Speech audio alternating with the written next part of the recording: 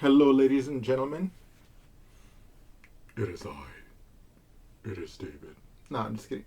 Well, I'm not kidding. I am David, as you might be aware. Um, but I was just joking about that. Let's begin with this problem. Okay. Solving quadratic equations by factoring. This will be our first example. X squared plus 5x plus 6. So, let me just remind you what I mean by factoring. Okay. What I mean is, I want to find two linear factors, which when you multiply will give us this one. So what does that mean? So a linear factor is a factor that looks like this. Like let's say x plus a for some number, right? That would be one linear factor. And so in this case, since it's a quadratic, we expect to find, if it can be factored, we expect to find two linear factors, which when you multiply these two factors will give you this, okay? So let's pretend that it's possible for a moment. We don't know what A is, we don't know what B is, but let's pretend that this is a factorization for this. Then we're going to ask what would need to happen. So first of all, let's multiply these together. Now, if you were on paper, the way I'm going to do it with my fingers would make a lot more sense here. But since we're on the board, my hand is not big enough to make it make sense. But you can place your thumb over the first term, and you can multiply with the first term of the second parentheses, and you get x times x, which is exactly x squared. Then you can keep your thumb there, and you can move it over the second term in the second parentheses, and you get x times b, and they're both plus, so it's plus bx. Then, once you've multiplied the first term with everything in the second parentheses, in this case there's only two things in the parentheses, so we just stop. But if there had been more, we just stick with this one until we multiply this one with every single thing in the other term. Now, we move to our second term. A times x is plus ax, and then a times b, in this case they're both plus, so it'll be plus ab. Now look at this. I can now combine these like terms, and I can say, aha, x squared plus, let's say b plus a times x plus ab.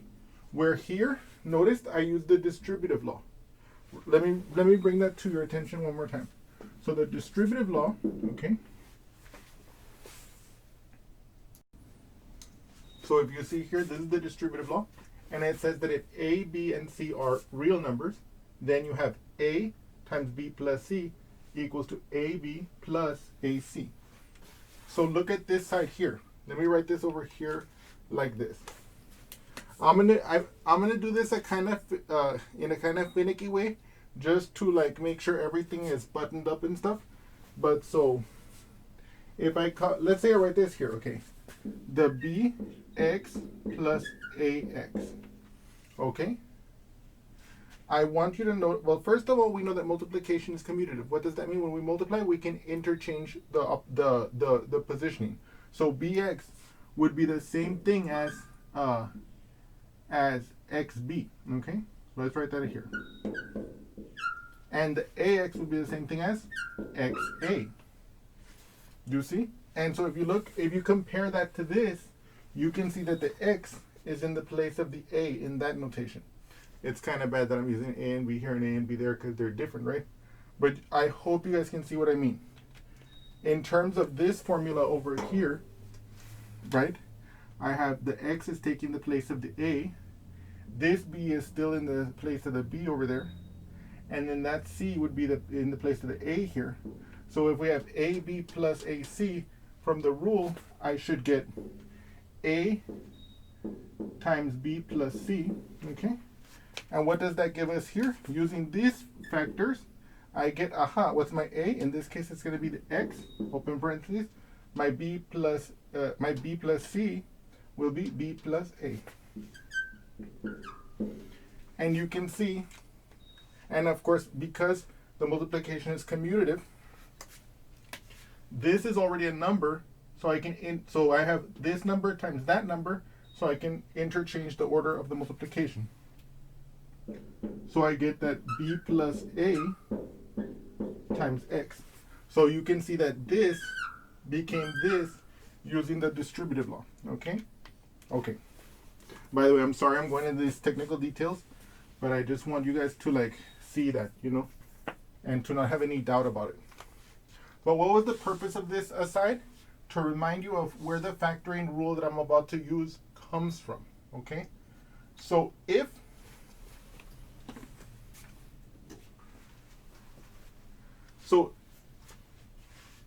we recall that where we began was that we wanted to solve this equation by factoring, okay? So we want to replace this with a product of two factors. That's why it's called factoring. And what we then said was that we don't know what A is, we don't know what B is. But we multiplied it assuming we could factor it. Now that's not always the case. We're going to see examples later where we can't factor. But in this homework set, they're all factorable because I made them that way to give us practice for factoring. But look at the rule that I'm about to pull out. And look at carefully. I'm going to ask the question, okay, if I had these factors and I multiply them, I get this result. If this did in fact factor this, then this would actually have to equal that, right? So specifically, this AB would have to be positive 6, okay? And, let me see if you can see that. Barely. Okay, let me just write it in blue. Let me see if I can write it in a different color. I apologize that I'm trying to find a color for us that'll work on this. So this one, that's much better. So in order for this to match this, I need for the A times B to multiply to give me the positive 6 here. And in order for this to match this, I need for the B plus A to equal 5, the coefficient of the x, right? And so now look what happens here, okay? I'm going to say it out loud and then I'm going to write it down for you. But basically what you can see is this. The question in our brain becomes, can I find two numbers that will multiply to give me 6 and add to give me 5, right?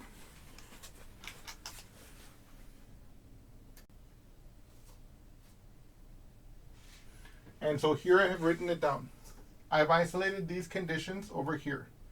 I need the two numbers to add to give 5, and I need the two numbers to multiply to give 6. And I can ask the question like this. Can I find two numbers whose product is 6 and which add together to give 5? I should have said there whose sum is 5, right? But, okay. And so in order to do that, in this case, I know that all of you probably already know this result. If I have two numbers that multiply to give me 6, you might say to me, David, there's only two possibilities. Either 1 times 6 or 2 times 3, right? And you can see that if you use 2 times 3, 2 times 3 gives me 6, and they add to give me 5, right? So in our current case, we can let A equal 2 and B equal 3, okay? I multiply them, A times B, I get 6. I add them, I get 5. So I have found my numbers. What does that say? That means that I can assert that my factorization is actually going to be, let me write that in here for us, x plus 2 times x plus 3, okay? So now what I'm going to do is I'm going to use this to solve the equation, number 1, and I'm also going to verify that this factorization is correct, okay?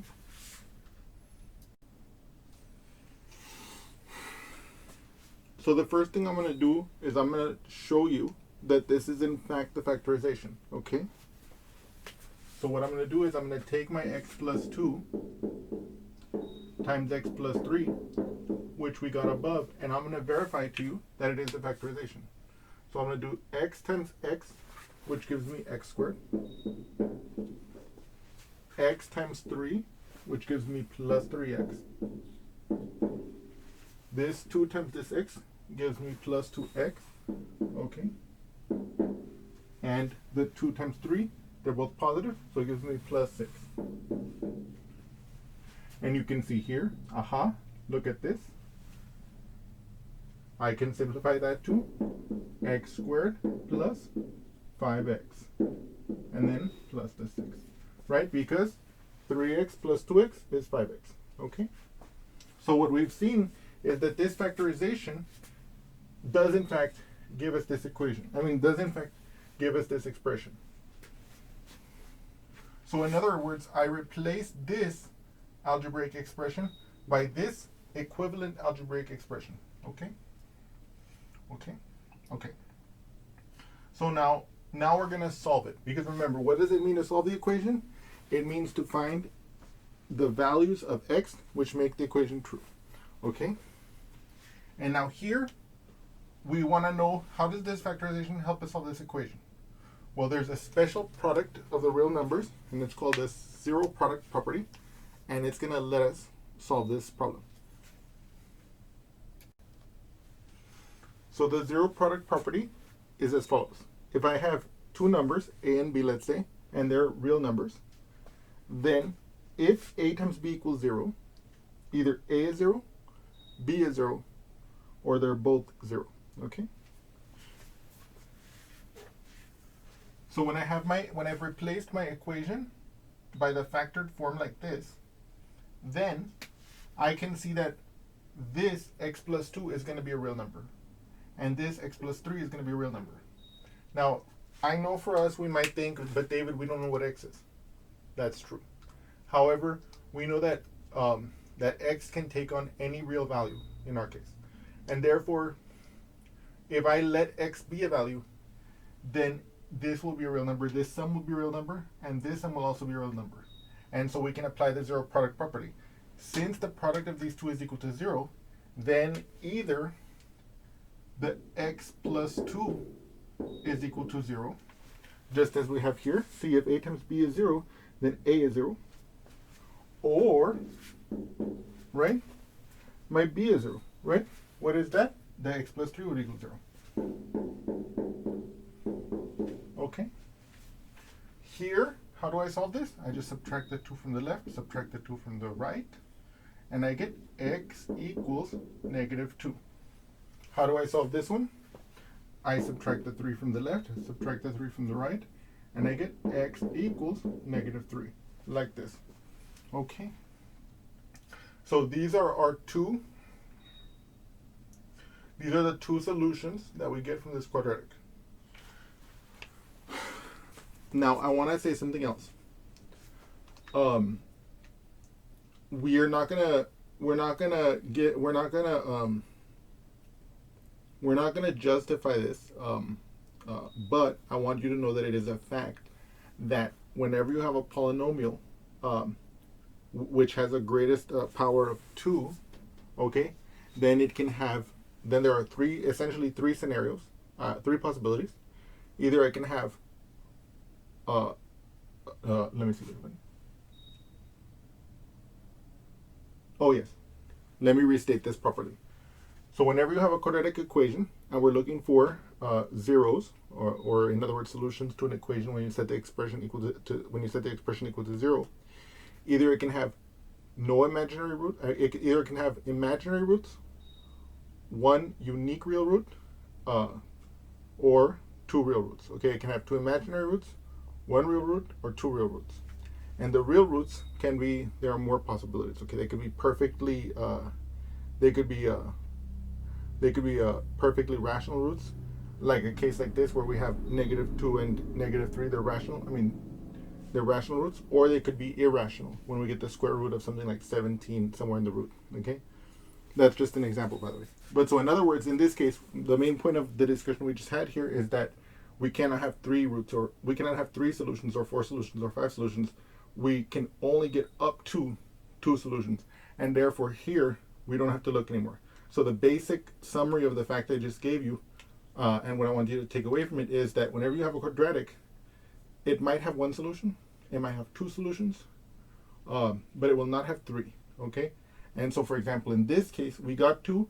We know that there's nothing more to look for. We've got all of them. Okay, the solutions are x equals negative 2 and x equals negative 3. Now, moreover, I want to show you one last thing, and that is, you might say to me, okay, David, that's great and all. I believe you because I saw you that the factorization does in fact equal when you multiply it out, it does in fact give you the original quadratic expression. But can you in fact show me that using this x value will in fact make this equation true? And the answer is yes. I just wanted to do this here in full detail like this so that you can see this done. Okay, so first I'm going to use x equals -2 as an example. So I'm going to plug that into the expression on the left hand side. So -2 squared plus 5 times -2 plus 6. Notice I don't say, oh, equals 0, because that's not known to us. We want to see what this expression simplifies to. So first of all, what is -2 squared? -2 squared means -2 times -2. What's a negative times a negative? It's a positive. What's 2 times 2? It's 4. So this becomes 4. What about this term in the middle? I'm adding 5 times -2. 5 times -2 is -10. When I add a -10, I get -10, okay? And finally, I bring down my plus 6. Now, if you notice, what is 4 minus 10? That is -6, and then I bring down my plus 6. And lo and behold, -6 plus 6 is in fact 0. So I have verified that for the value x equals -2, if I substitute this value for the x, or I replace x with this value, in the left-hand side, I do in fact have a simplification of the value 0, which means that x equals -2 does in fact solve the equation in the original meaning of what it means to solve the equation. Otherwise, like, what's the point, right? Okay, I'm also going to do the same thing with the -3. Just out of an abundance of caution, I want to make sure that we did in fact get the solution. So let's plug this into the left-hand side. So first, it'll be -3 squared plus 5 times -3 and then plus 6. Again, let's look at this together. What is -3 squared?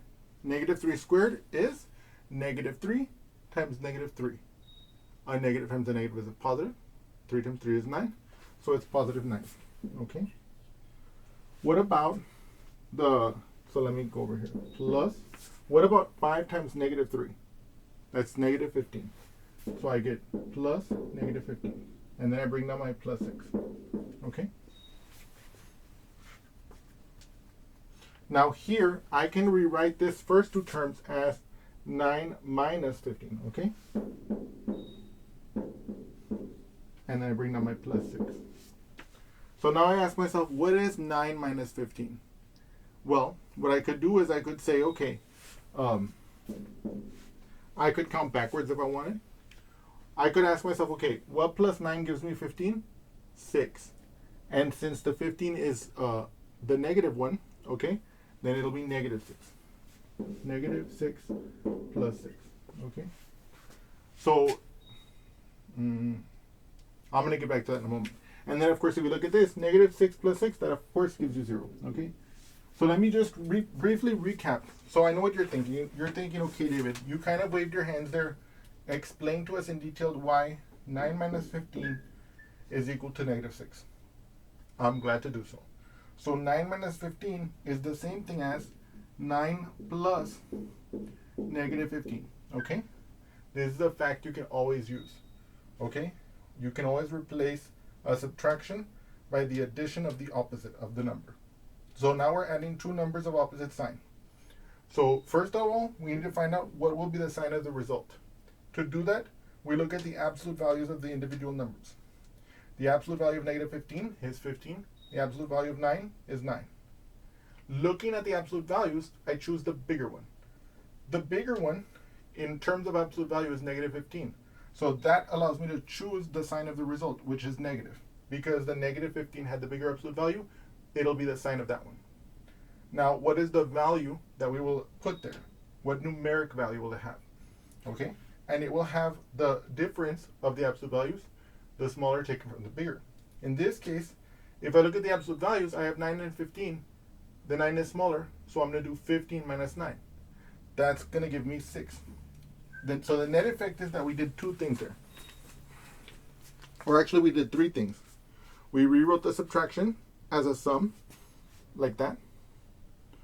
Number 2, we looked at the absolute values to figure out what the sign was going to be. Because we're adding two numbers of opposite sign, we have to look at the absolute values to find out what the sign of the result will be, and the absolute and the sign of the sum will be the sign of the number with the bigger absolute value. In this case, the bigger absolute value was held by negative 15, so the result was negative. And thirdly, we subtracted the absolute values, the smaller one taken from the larger one, to give us the numeric value of the sum. So, and that's of course how we got that value. So 9 minus 15 is in fact negative 6. Okay? And so, but that's all, folks. No, I'm just kidding. But what I hope you can see here is that we were able, in fact, to find the x value that makes the x values that make this equation true. In any case, I hope you've enjoyed this, and have a great day. Thank you.